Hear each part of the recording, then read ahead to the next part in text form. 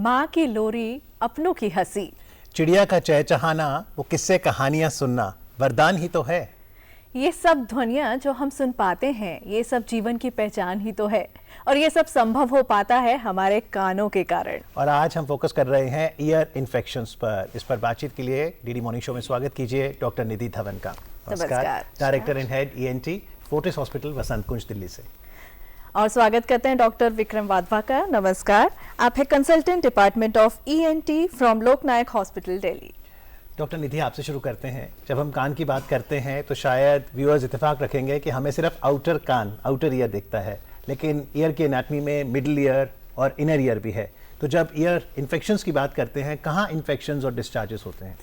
Infection और discharge कान के outer ear जो रास्ता है मिडल ईयर तक का, वहाँ से, और मिडल ईयर जो कान के पर्दे के अंदर का हिस्सा है, वहाँ से, दोनों तरफ से आ सकता है। आजकल ख़ास तौर पे जैसे स्विमिंग के लिए जाते हैं और ईयर प्लग्स नहीं लगाते हैं, तो there is something very special called the swimmer's ear, जिसमें लोगों के कान में पानी ठहर जाने के कारण या जो हमारी वैक्स होती है उसमें पानी एब्जॉर्ब हो जाने के कारण अगर ह्यूमिडिटी कान में रिटेन हो जाए तो फंगस की शुरुआत हो जाती है। Even this can cause discharge. लेकिन ज़्यादातर जब हम सीरियस ईयर इन्फेक्शंस की बात करते हैं तो हम मिडल ईयर के डिस्चार्ज की बात करें। जी डॉक्टर विक्रम, अगर हम बात करें कि स्विमिंग करने जाते हैं और वो पानी जब कान में चला जाता है, तो अमूमन जब नहाते हुए भी कई बार पानी अगर कान में चला जाए तो क्या वो भी इन्फेक्शन का कारण बन सकता है? एंड देन अगर ईयर वैक्स ठीक से नहीं निकल पा रही है या ज़्यादा हार्ड है तो वो भी इन्फेक्शन का कारण बन सकती है? देखिए, दो अलग अलग चीज़ें हैं। एक तो कान में पानी जाना, नॉर्मली जो कान में पानी जाता है नहाते समय, उससे कोई प्रॉब्लम नहीं होता है। अच्छा, उसको हमें किसी स्वैब से साफ करने की ज़रूरत नहीं है। अच्छा। कई लोगों में हैबिट होती है कि बाद में उसको क्लीन करना है। That is not a good practice. वो नहीं करना चाहिए, बल्कि साफ कपड़े से कान को हर रोज़ नहाने के बाद साफ कर लेना चाहिए। इतना ही काफ़ी है हमारे लिए। तो रुमाल लेके साफ कर बस सकते हैं? साफ कपड़ा हो, रुमाल है तो बहुत अच्छा, जो साफ रुमाल है उससे साफ करें, दैट इज़ द बेस्ट। और कोई अंदर कुछ डालने की, साफ करने की ज़रूरत नहीं है। जी, यानी नहाने से तो कम से कम हमें ईयर में कोई प्रॉब्लम नहीं है, लेकिन स्विमिंग में थोड़ी आप एहतियात ज़रूर बरतें। लेकिन यदि आप ईयर इन्फेक्शन पर डॉक्टर विक्रम, डॉक्टर निधि से कोई सवाल करना चाहते हैं तो आप हमें फ़ोन कर सकते हैं। हमारे स्टूडियो का नंबर नोट करें, 011 दिल्ली का STD कोड है और नंबर है 23097532। 011 is our code and number is 23097532। तो डॉक्टर विक्रम, अगर किसी को ईयर डिस्चार्ज हो रहा है, क्या उसे दर्द होगी? क्या लक्षण, सिम्टम दिखेंगे उसको? आपने बहुत अच्छा सवाल किया। एक्चुअली जो कान का दर्द है वो मेजरली जो है रिलेटेड है आउटर ईयर से इनर ईयर कनाल से, जो नली अंदर जा रही है। तो यूजुअली इनके इन्फेक्शन ज़्यादा पेनफुल रहते हैं। बट अंदर वाला कान भी पेनफुल हो सकता है। इन दोनों को हमें समझना पड़ेगा एक्चुअली। बच्चों में यूजुअली, छोटा बच्चा है उसमें यूस्टेशियन ट्यूब, हमारी एक ट्यूब होता है नाक और कान के बीच में, तो वो अगर ब्लॉक हो जाता है तो बच्चे को पहला सिम्टम कान में दर्द आना शुरू होगा। उसके बाद उसको इन्फेक्शन होगा। तो वो पेन जो होता है वो काफ़ी सिवियर होता है, बच्चे को यूजुअली रात को हो रहा होता है पेन। यानी आप कह रहे हैं बाहर वाले इन्फेक्शन में शायद दर्द होगा लेकिन अंदर दर्द नहीं है, लेकिन सीरियस अंदर वाला ज़्यादा है। यस। तो डॉक्टर निधि, जो अंदर वाला इन्फेक्शन है वो फिर पता कैसे लगेगा? जैसे डॉक्टर साहब ने कहा कि बच्चों में ये इन्फेक्शंस अक्सर ज़्यादा कॉमन होते हैं, बिकॉज नाक और कान, इनफैक्ट ENT जब हम बोलते हैं, ईयर नोज थ्रोट, तो इन सबको जोड़ने वाली जो ट्यूब है वो यूस्टेशियन ट्यूब है। यूस्टेशियन ट्यूब वो नाक के पीछे से गले से कान को जोड़ती है। तो अगर आपको जुकाम हो तब इस ट्यूब में ब्लॉकेज हो सकता है। अगर आपको बहुत सिवियर थ्रोट इन्फेक्शन हो तो कान में जा सकता है। इसको हम असेंडिंग ओटाइटिस मीडिया कहते हैं। लेकिन ये सिर्फ ट्यूब ब्लॉक होने से भी कान के अंदर सेंस ऑफ हैवीनेस, जैसे आप जब पहाड़ों पर जाते हैं या फ्लाइट में रहते हैं जहाँ बाहर के प्रेशर और अंदर के प्रेशर में फ़र्क होता है, तब भी वो हैवीनेस है। एडल्ट्स हैवीनेस पहले फील करते हैं। अगर कोई भी इन्फेक्शन है जहाँ हम कहते हैं अक्यूट इन्फ्लेमेशन, जो सडनली बैक्टीरिया प्रोलिफरेट किए हैं, बड़े हैं, उसमें रेडनेस और पेन कॉमन है। पेन, हैवीनेस, एंड जब कान का पर्दा फटता है तब अंदर से बाहर डिस्चार्ज। ओके। इनफैक्ट जब डिस्चार्ज शुरू होता है तो पेन खत्म हो जाता है। ओके। डॉक्टर, इन्फेक्शन की जब हम बात कर रहे हैं कि क्या ऐसा भी होता है कि अपने आप ही ठीक हो जाए अगर ईयर में इन्फेक्शन है? यस, ये मोस्ट ऑफ द टाइम्स जो कान के अंदर वाले इन्फेक्शंस होते हैं वो वायरल इन्फेक्शंस होते हैं। ओके। वो अपने आप रिजॉल्व हो सकते हैं। तो यूजुअली हम 2-3 दिन तक कहते हैं कि वॉच करना है, उसके बाद ही कुछ एग्रेसिव मैनेजमेंट शुरू करते हैं। पर अगर बच्चा छोटा है, 6 महीने से कम का बच्चा है, तो उस केस में हम देखकर बच्चे को डेफिनेटली मेडिकेशन पहले देना शुरू कर देते हैं। डॉक्टर विक्रम, झारखंड चलते हैं जहां से अभिलाषा जी हैं फोन लाइन पर। हेलो। मेरे लेफ्ट कान से सुनाई नहीं पड़ता है। ओके, और लेफ्ट। ओके। पिछले 6 महीने से ट्रीटमेंट चल रहा है पर मेरे कान बैलेंस नहीं होता है। ओके, आपकी उम्र कितनी है? मेरी उम्र 64 इयर्स। 64। लेफ्ट कान से सुनाई नहीं देता डॉक्टर साहब? लेफ्ट कान से इनको सुनाई नहीं देता है, 64 इयर्स की हैं और इम्बैलेंस भी है इनको। तो इनको तो मेरे हिसाब से एक बार ईएनटी को दिखाना चाहिए, बहुत ज़रूरी। पहले प्रॉपर क्लिनिकल चेकअप होगा इनके कान का, सुनाई की जांच होगा उनमें, उसके बाद हो सकता है कि हमारे को कुछ इमेजिंग मोडालिटीज़ में भी जाना पड़े, इनका देखना पड़े। तो ये ईयर इन्फेक्शन की वजह से हो सकता है डॉक्टर निधि? हमारी कान की बैलेंस की नर्व्स और सुनने की नर्व्स इकट्ठे चल रही हैं, ब्रेन से कान तक। अक्सर जब हम बैलेंस की बात करते हैं तो उसके साथ शायद कभी कभी वायरल इन्फेक्शन से भी, लेकिन ये इनर ईयर का मामला है। ओके। एंड जब हम मिडल ईयर की बात करते हैं तब इन्फेक्शंस अगर हमारी नस की ओपनिंग्स को इफेक्ट करती हैं तब चक्कर आ सकते हैं, लेकिन ये चक्कर 6 महीने से चल रहे हैं। यानी कान से हमें सुनाई देता है, कान हमारे बैलेंस के लिए भी रोल प्ले करते हैं। ओके। तो अगर ये बैलेंस बिगड़ जाता है तो उसके क्या सिम्टम्स रहते हैं? मतलब कान में इन्फेक्शन है, सिर्फ उसी वजह से वो बैलेंस बिगड़ेगा? ये एक कारण हो सकता है। ओके। एक कारण हो सकता है कि हमारा एक कान है मिडल ईयर, आउटर ईयर ये वाला हुआ, हाँ ठीक है। नली है साथ में, वो भी outer ear. Then there is a middle ear जिसमें हड्डियां बता रहे थे अभी हम। Right. फिर अंदर वाला काम है, इसको हम लैब्रिंथ बोलते हैं, बोनी लैब्रिंथ, मेम्ब्रेनस लैब्रिंथ। उसमें अगर इन्फेक्शन हो रहा है तो उसकी वजह से इम्बैलेंस डेफिनेटली हो सकता है। लेकिन मुझे स्कूल की एक बात याद आ गई डॉक्टर विक्रम, क्विज का क्वेश्चन आता था, which is the smallest bone in human body. Very true. स्टेटीज लिखते थे, कई नंबर हमने कमाए। 3 हड्डियां हैं वैसे तो ये जब इन्फेक्शन होता है कान का, ये हड्डियों को भी प्रभावित करता है? डेफिनेटली अगर लॉन्ग स्टैंडिंग मिडल ईयर में इन्फेक्शन है, इसको ओटाइटिस मीडिया बोलते हैं, तो डेफिनेटली हड्डियां गलाता है। Otitis media means middle ear. Middle ear में इन्फेक्शन है। और इसी के बारे में हम ज़्यादा बात करें तो अच्छा है बहुत, क्योंकि हमारे देश में बहुत प्रचलित है ये। 6 से 7% लोगों में है ये हमारे समय देश में, which is a huge number. Tell us more about it. Is it acute? Is it chronic otitis media? It starts as acute otitis media. शुरू होता है acute से, और ये अगर प्रॉपर इलाज नहीं हम लेते हैं, स्पेशली बचपन में ही, बचपन में एपिसोड ज़्यादा होते हैं acute otitis media के।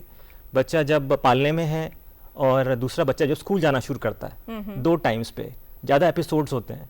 उसके बाद अगर उसका ट्रीटमेंट ना हो उन एपिसोड्स का तो ये कन्वर्ट हो जाता है क्रॉनिक ओटाइटिस मीडिया में। मतलब कि उसमें कान में छेद दिखाई देगा हमारे को, और हो सकता है कि उसमें कान में हड्डी गलने की बीमारी भी कुछ ऐसी बनी हो, वो भी चेक करना पड़ता है। ओके। डॉक्टर, कई बार ऐसा होता है कि कान में लगातार कोई सीटी सुनाई देती है, कोई आवाज़ सुनाई देती है तेज सी, एकदम शार्प, तो क्या वो भी संकेत है इन्फेक्शन की तरफ? सो इसको हम टिनाइटस कहते हैं। ओके। हाँ, ये कभी कभी इन्फेक्शन से भी हो सकता है, लेकिन आजकल इसका सबसे बड़ा कारण लोग जो हेडफोन्स लगाए रखते हैं, जो एयरपॉड्स लगाए रखते हैं, और हमारा इन्वायरमेंटल शोर भी। Delhi is I think the most noisy city in the world. So शोर से हमारी जो बायोलॉजिकल एज और क्रोनोलॉजिकल एज है उसमें करीबन 20 साल का फ़र्क आ गया है। तो आजकल आप जो 20 साल के बच्चे देख रहे हैं, उनकी biological age because of noise exposure is close to 40। Jharkhand से एक और कॉलर हमारे साथ हैं। सतीश जी, मेरा सवाल है कि मेरा कान बचपन में वो बहता था, है ना जी, तो उस समय साइलेसिया दवाई खाए थे तो वो ठीक हो गया जी। अभी मेरा उम्र 53 साल हो रहा है जी, और अभी फिर डॉक्टर से दिखाना पड़ेगा क्या इसको? डॉक्टर जी, जब ये बोला जाता है कि मेरा कान बहता था, दवा ली, ठीक हो गया, तो आपको सिर्फ ये पता है कि कान सूख गया। ठीक होने के लिए पर्दा सील होना जरूरी है, तो सर्जरी। सो अगर पर्दा फटा हुआ है तो सर्जरी। दवाइयाँ? दवाइयों से नहीं सील हो सकता? दवाइयों से नहीं सील तो हो आप दोनों सकता। सर्जन हैं, हमें तो सर्जरी से डर लगता है। डॉक्टर साहब, सर्जरी का रोल क्या है फिर? इस सर्जरी का रोल देखिए, जैसे मैम ने कहा कि बिल्कुल डेफिनेटली है, जो पर्दे अपने आप नहीं भर रहे हैं। कुछ पर्दे होते हैं हमने शुरुआत में ही पकड़ लिया, उनको इन्फेक्शन ठीक कर लिया, तो वो सील हो जाते हैं। नेचुरल हीलिंग प्रोसेस होता है हमारा। यही आता है कि अर्ली डायग्नोसिस का। ओके। तो हमने अर्ली डायग्नोस कर लिया उनको, तो वो काफ़ी सारे बच्चे हमारे ऐसे होंगे जो अडल्ट नॉर्मल होंगे, नहीं तो काफ़ी सारे ऐसे होंगे जो अडल्टहुड में सारा में परफोरेशंस होंगी।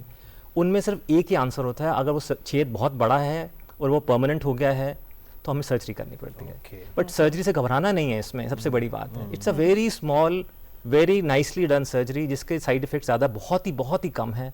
हम सेफली करा सकते हैं इसको। ओके। लेकिन अगर कोई ध्यान ना दे अपनी ईयर इन्फेक्शंस पर कि उसको बार बार समस्या हो रही है, क्योंकि कई बार होता है, मौसम भी बदलता है, तब भी कई बार हमें इन्फेक्शन हो ही जाती है और वो लंबे समय तक इन्फेक्शन चल रही है, तो क्या ये बधिरता की तरफ भी हमें ले जा सकता है? डेफिनेटली। हमारे कान की जो सुनने की नसें हैं, ये हमारे मिडल ईयर में ही खुलती हैं। ओके। स्टेपीज उसके मुंह पर रहती है। Okay. और उसका जो दूसरा सिरा है, this is shaped like a snail, तो उसका जो दूसरा सिरा है उसके ऊपर हमारी नस का एक्सटीरियर को रहता है फेस। अगर इन्फेक्शन रहेगी तो जिसको हम राउंड विंडो कहते हैं, जो खुला हिस्सा है, वहाँ से हमारे को बधिरता की शुरुआत हो सकती है। अगर हम नहीं होगी तो बिल्कुल नहीं होगी। होगी तो कोई प्रिडिक्ट नहीं कर सकता कि वो 2 दिन होगा, 2 साल होगा या 20 साल होगा। But yes, persistent perforations and chronic infections can lead to deafness. This is of course neural deafness. लेकिन पर्दे के फटे रहने की वजह से भी एक डेफनेस है जिसको हम कंडक्टिव डेफनेस कहते हैं। ओके। डॉक्टर विक्रम, इस समय एक और कॉलर है हमारे साथ, अरुण जी। हेलो जी, मेरा नाम अरुण है, मैं दीक्षिता रेला से बात कर रहा हूँ। हेलो जी। जी जी, अपना सवाल पूछिए। सर, मेरा एक 13 साल का बेटा है, उसका कान है ना, उसका बचपन से बह रहा है जी। और अब उसके बदबू मारती है कान में। ओके। आपने और सुनाई भी कम देता है। आपने डॉक्टर को दिखाया है? क्या डॉक्टर को दिखाया, वो दवा लिख देते हैं बार बार, बस वही डालते हैं ड्रॉप। आई ड्रॉप्स डाल रहे हैं आप? जी। कोई आराम नहीं है बेटे को? नहीं जी, कोई आराम नहीं है। ये बहुत अच्छा सवाल है ये वाला। बदबू वाला कान जो डिस्चार्ज हो रहा हो, हड्डी के इन्फेक्शन की तरफ संकेत करता है। ओके। जनरली हम देखते हैं कि ऐसे वाले कान बदबू मारते हैं। ओके। तो इनमें सीरियसली हमारे को डॉक्टर के पास जल्दी से दिखाना होगा। अगर कोई इसको ठीक से डायग्नोस नहीं कर पा रहा है तो मेरे को लगता है कि उनको डॉक्टर चेंज करके किसी और डॉक्टर को दिखाना चाहिए। लेकिन ईयर ड्रॉप्स ही इलाज है? नहीं, अच्छा। इस केस में तो सर्जरी इलाज होगा। ओके। डेफिनेटली सर्जरी ही कराना पड़ेगा और इसको जल्दी कराना होगा। तो डॉक्टर साहब, सर्जरी की जो मोडालिटीज हैं, प्रोसीजर है, वो बताइए, कैसे प्रिपेयर करें और सर्जरी में फिर आप करते क्या हैं? देखिए, ये जो हम पहले पर्दे की सिर्फ बात कर रहे थे, इसमें तो बहुत सिंपल प्रोसीजर होता है। हम लोकल एनेस्थीसिया में भी इसको आराम से कर सकते हैं। इफ़ द बच्चा is 15 years and above, okay, उसको आराम से कर सकते हैं। अगर ये हड्डी गलने की बीमारी है, विच मीन्स ये अंदर वाले कान में चली गई है, मीडिया में चली गई है, टिम्पैनिक कैविटी में चली गई, इसको हम बोलते हैं, और पीछे मैस्टॉइड प्रोसेस में चली गई, मैस्टॉइड एयर सेल्स में चली गई है, तो ये एक्सटेंसिवली उसने अंदर डिजीज़ बना ली है। तो इसके लिए एक बड़ा सर्जरी होता है, इसको मैस्टॉइडेक्टमी बोलते हैं। ओके। तो ये मेरे को लगता है इनमें ये हमें देखना पड़ता है, और ये लंबा प्रोसीजर है, और इसमें काफ़ी चीज़ों का एहतियात रखना पड़ता है हमारे को, बिकॉज हमारे कुछ वाइटल स्ट्रक्चर्स होते हैं इसके अंदर, इवन फेशियल नर्व जो हमारी मांसपेशियाँ हिला रही है, और अंदर वाला कान बिल्कुल साथ में एडजेसेंट होता है। तो इसको सब बचाने के लिए एक अच्छा ऑपरेशन करने की ज़रूरत है। प्लस जितना कम से कम हो सके हम कैविटी बनाएं, छोटा सा कैविटी बनाएं, ताकि वो हील हो जाए। एक एबनॉर्मल कैविटी बन रही है, उसका हीलिंग अच्छा करना एक बहुत इंपॉर्टेंट रीज़न है। जी। ईयर इन्फेक्शंस क्या ट्रांसफरेबल भी होती हैं, और किस तरीके, अगर मान लीजिए मुझे ईयर इन्फेक्शन है, मैंने ईयरफोन लगाया और देन वही ईयरफोन इन्होंने लगाया, तो क्या ट्रांसफ़र हो सकता है? हमारे कान की स्किन काफ़ी रेजिस्टेंट है और अच्छी प्रोटेक्शन देती है, जैसे हमारी बाकी की स्किन देती है। लेकिन अगर बैक्टीरिया बहुत स्ट्रॉन्ग है तो किसी को भी कर सकते हैं। But yes, it's not transferable. Doctor Vikram, अगर मेरे एक कान में ईयर इन्फेक्शन हुआ, क्या वो दूसरे कान में भी हो सकता है? बिल्कुल हो सकता है। एक तो आपके इम्यून स्टेटस पर डिपेंड करता है, दूसरा डिपेंड करता है कि आप डायबिटिक हैं कि नॉन डायबिटिक हैं। हम देखा है कि काफ़ी लोगों में सपोज एक कान में इन्फेक्शन होता है, वो दूसरे कान में आराम से ट्रांसमिट हो जाता है, बिकॉज उस यहाँ से नेल से कर रहे थे, खुजली कर रहे हैं, दूसरे कान से खुजली किया तो वो ट्रांसमिट हो जाता है। That scratch becomes a mode of transmission. And plus if you are diabetic and it gets prolong कि आपका इन्फेक्शन लंबे टाइम तक आपके कान में है एंड लंबे टाइम तक आप प्रीडिस्पोज हैं कि दूसरे तक ट्रांसफर कर सकते हैं, इवन नोज में कर सकते हैं। So you have to be careful. तो जैसे आपने बताया डॉक्टर साहब कि एक तो है कि वायरल इन्फेक्शन है, कुछ तो अपने आप ठीक हो जाएंगे, पर बैक्टीरियल भी हो सकता है, फंगल इन्फेक्शन, तीनों तरह के इन्फेक्शन हो सकते हैं। ज़्यादा प्रेवलेंट क्या है? सो कान का जो मिडल ईयर का हिस्सा है उसमें वायरल इन्फेक्शन जैसे डॉक्टर साहब ने बताया ज़्यादा कॉमन है, बिकॉज वो हमारे नाक और गले से कान तक जा रही हैं। लेकिन बैक्टीरियल इन्फेक्शंस जैसे जो भी हिस्सा हमारा एक्सपोज्ड हिस्सा है उसमें अगर एक बार ये कान का पर्दा फट जाता है, उसके बाद जो वो डिस्चार्ज आ रहा है, जो पस आ रहा है, वो अक्सर बैक्टीरियल होता है। And then antibiotic drops are a very good modality to make the ear dry. जब भी हमें ऑपरेट करना है तो हमारे को कान सूखा करके ही ऑपरेट करना पड़ता है, अनलेस वो जैसे उन्होंने बदबूदार कान बताया, ये कान सूखते नहीं हैं। जब और डिस्चार्ज हल्का होता है, वो कान के अंदर कई बार जम भी जाता है, लोगों को लगता है हमारा कान सूख गया, बट ये एक अच्छे ENT डॉक्टर को दिखाना, ट्रीट कराना और अल्टीमेटली ऑपरेट कराना ज़रूरी है। जी, कान में जब दर्द होता है तो अगर हम वो पुराने नुस्खों की बात करें, अक्सर हमने देखा है कि कान में तेल गरम करके डाल देते हैं या कुछ पत्तियों को पीस कर उसका रस डाला जाता है, तो ये कहाँ तक कारगर साबित होता है और आप इस प्रैक्टिस के सपोर्ट में हैं कि नहीं? देखिए, मैं आयुर्वेद का प्रैक्टिशनर नहीं हूँ, तो मैं ज़्यादा पत्तियों के बारे में नहीं कमेंट कर पाऊंगा। मेरे लिए गलत होगा कहना कि वो गलत है कि सही है। पर जो तेल हम यूज़ करते हैं, मेरे को इतना पता है कि हम जब छोटे होते थे तो हमारे मदर्स भी हमारे कान में तेल डालती थी, but they use to first boil it and then warm it, then cool it. उससे क्या होता है, उसके अंदर पड़ा हुआ फंगस खत्म हो जाता है। अगर ये सिर्फ हम वैक्स के लिए डाल रहे हैं तो it's a good practice, otherwise for infections we are putting, it's a bad practice. जी, इस समय आरती जी हैं फोन लाइन पर छत्तीसगढ़ से। हेलो। और मेरा कान में ना इन्फेक्शन था 2-3 साल से, तो डॉक्टर के पास गई तो कुछ नहीं हो बोला। और अभी ना मेरे फेस में मुंह का टेढ़ापन हो गया है, तो डॉक्टर बोले कि कान के इन्फेक्शन की वजह से हुआ है, वेल्स पल्सी हो गया है। तो ऐसा हो सकता है? एज क्या है आपकी? 25। कान जो हमारा मिडल ईयर है, इसके अंदर से हमारे चेहरे की नस निकलती है जिसको हम फेशियल नर्व बोलते हैं। ये मैस्टॉइड में से भी ट्रैवल कर रही है और ये हमारे कान का काफ़ी क्रिटिकल हिस्सा है। इन्फेक्शंस में ऐसा हो सकता है, अगर वो इन्फेक्शंस हड्डियों को गला रही हैं तो वो इस जो नर्व है उसकी कवरिंग को भी गला सकती हैं और सूजन कर सकती हैं। That's one. बट जैसा वो बोल रही हैं बेल्स पैल्सी, कुछ वायरल इन्फेक्शंस में नस की डायरेक्टली सूजन हो जाती है और क्योंकि वो हड्डी के अंदर है तो उसके पास जगह नहीं है स्वेल अप होने के लिए, सो वो प्रेशर नस के ऊपर जब पड़ता है तो उसको हम बेल्स पैल्सी कहते हैं। लेकिन बेल्स पैल्सी अक्सर 2, 2.5, 3 हफ्ते में अपने आप रिकवर कर जाती है क्योंकि सूजन सेटल होती है और वो ठीक हो जाता है। जो हम हड्डियों की इन्फेक्शन की बात कर रहे हैं, ये नस एक बारी अगर अफेक्ट हो जाए तो वो ठीक होना मुश्किल है। जी, लेकिन अगर किसी ने सर्जरी कराई, एक तो आपने कहा कि घबराएं नहीं क्योंकि मेडिकल साइंस ने बहुत एडवांसमेंट्स कर ली है, लेकिन कोई भी ईयर सर्जरी के बाद पोस्ट ऑपरेटिव किन बातों का ध्यान रखें? देखिए, डिपेंड करता है सर्जरी कौन सा हुआ है। अगर आपका सर्जरी सिर्फ टिम्पैनोप्लास्टी हुआ है जिसमें कान का पर्दा हम रिपेयर कर रहे हैं, तो उसमें फर्स्ट चीज़ है कान में पानी जाने का परहेज रखना है। कान में पानी बिल्कुल नहीं जाना चाहिए। We have to take utmost precautions while bathing. आसपास का जो वूंड साइट है, यहाँ से ग्राफ्ट लिया हुआ है, जहाँ से टुकड़ा लिया है मांस का जो पर्दे की तरह बनाते हैं, उसका ख्याल रखना है। ये फर्स्ट 7-10 डेज में ये बहुत ख्याल रखना है। उसके बाद ये है कि हम जब यूआर आइज हमारे को सपोज होते हैं, खांसी जुकाम हो रहा है, उनका हमारे को एहतियात रखना है कि ताकि वो इन्फेक्शन कान में ना जाए, नहीं तो पर्दा हमारा न लगाया हुआ ख़राब हो जाएगा।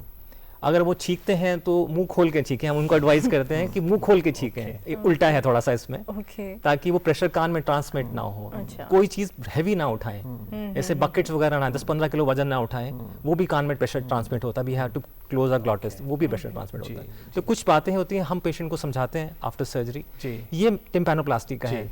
मैस्टोइडेक्टमी में सॉरी, उसमें हमारे को ना कैविटी का ख्याल बहुत रखना है। तो वो ये 2-3 महीने का प्रोसेस होता है ये वाला, जिसमें हमें पेशेंट को लगातार देखना पड़ता है। चलते चलते डॉक्टर निधि, क्या जनरल टिप्स देंगे हम सभी के लिए अच्छी हेयर हेल्थ के लिए? अच्छी ईयर हेल्थ के लिए एक तो अपने कान को थोड़ा सा आराम दें। आंखें तो बंद करके हम आराम दे सकते हैं, लेकिन कान के कान बंद नहीं कर पाते। नहीं कर पाते। इनफैक्ट आजकल मैं शायद आपसे पहले बात भी कर रही थी, एक सेंट्रल ऑडिटरी प्रोसेसिंग डिसऑर्डर काफ़ी कॉमन हो रहा है, क्योंकि लोग हर वक्त हेडफोन्स लगाए रखते हैं और नॉइज़ कैंसलिंग हेडफोन्स भी लगाए रखते हैं। हमारा कान इन्वायरमेंट की सारी साउंड्स को कैप्चर कर रहा है और हमारा ब्रेन इस स्टिमुलेशन से इवोल्यूशनरीली इवॉल्व किया है। तो अगर हम ब्रेन को इन सब चीज़ों से वंचित रखते हैं तो हमारे ब्रेन में प्रोसेसिंग डिसऑर्डर्स शुरू हो सकते हैं। ये एक नई चीज़ है। बट कान में पानी ना जाने दें, कान के अंदर सुई तीली बड रुई कुछ ना डालें, स्क्रैच ना करें, जैसे डॉक्टर साहब ने बताया। इनफैक्ट आप ईयरबड्स के डब्बे को देखेंगे, बहुत महीन लिखा होता है warning for external use only, कान के अंदर ना डालें। राइट। सो इन्फेक्शन होते ही, दर्द लगते ही, थोड़ी हेवीनेस लगते ही दिखाएं और इवैल्यूएट करें। तो बहुत ज़रूरी है समझना कि कान सिर्फ आउटर ईयर नहीं है, मिडिल ईयर, इनर ईयर भी है, और इसका एहतियात के जो डूज एंड डोंट्स आज डॉक्टर साहब ने बताए हैं उसे ज़रूर फॉलो करें। आज कार्यक्रम में आके बातचीत करने के लिए डॉक्टर विक्रम, डॉक्टर निधि, आपका बहुत बहुत धन्यवाद। Thank you.